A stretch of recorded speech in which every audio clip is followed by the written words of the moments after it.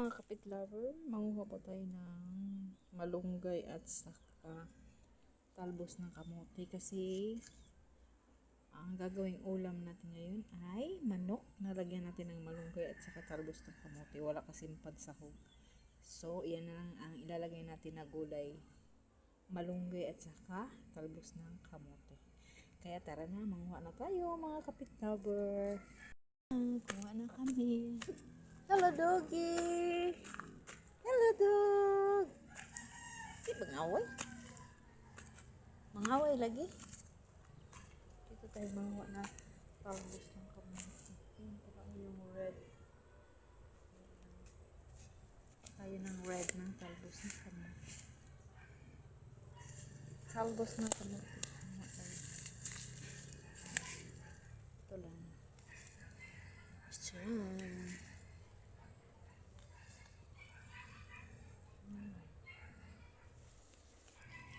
Tapos, ayan.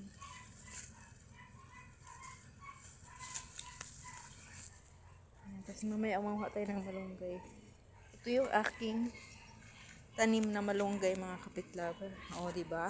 Pag mayroong tinanim, may aanihin. Yan po. Ito yung tinanim ko na malunggay. Saka ito. Diba? Kaya dito na tayo. Manguha na tayo ng talbos ng kamote. Ano ka? Yan.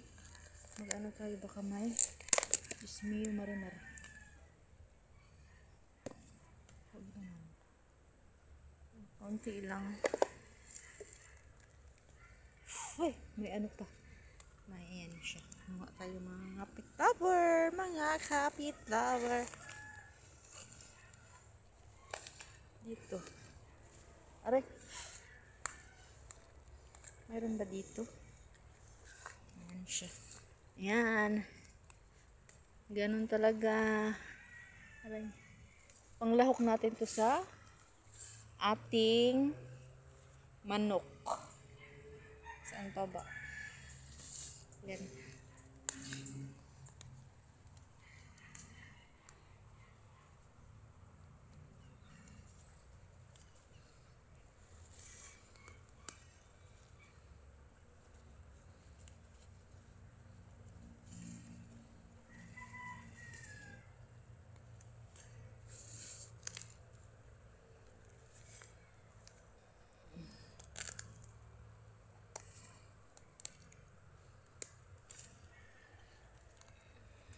Yan.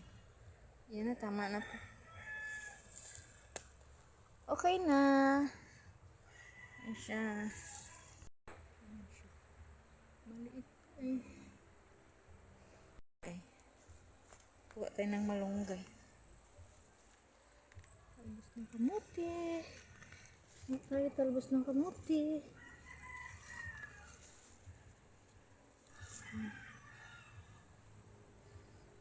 Ayan, tapos kuha tayo malunggay.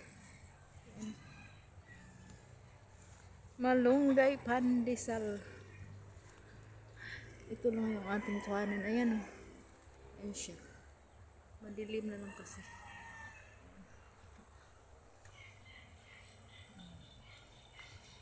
Diba? Ano yun natin itong sama. Binali ko na lang yung sanga mga kapitlaban.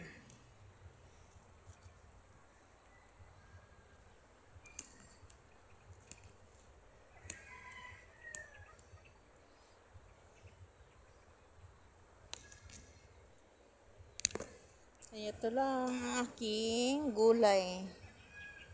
Ayan na, tara na to. Yan ang gulay na naka-harvest ko. Oh, diba? Madami-dami din.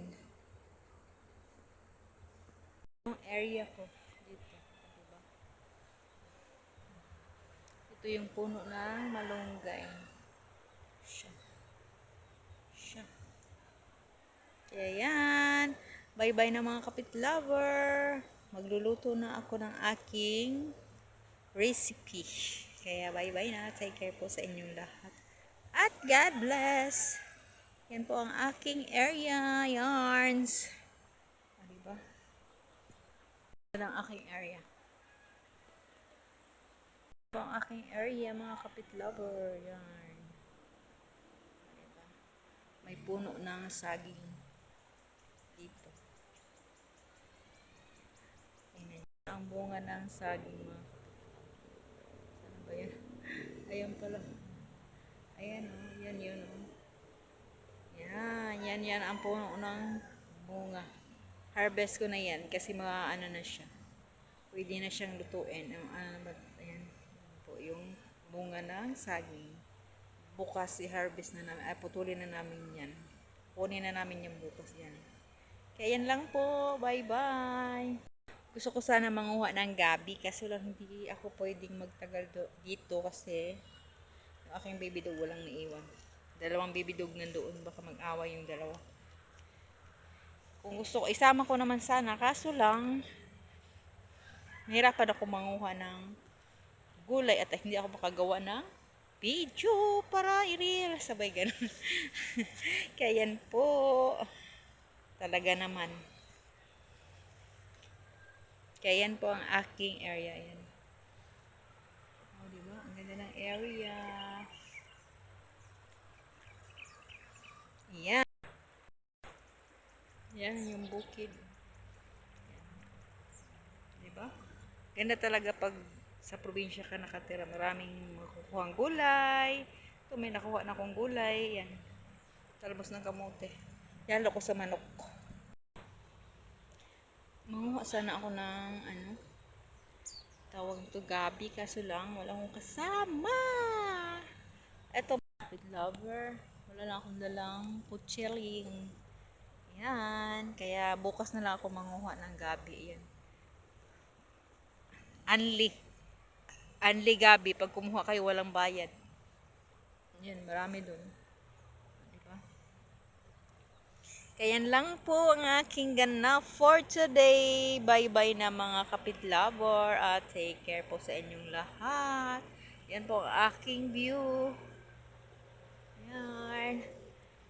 Bye-bye na. Makulimlim na. Bye-bye. Shush. Yan ang aking aryang ongsh. Ang ganda, diba? Ayan na.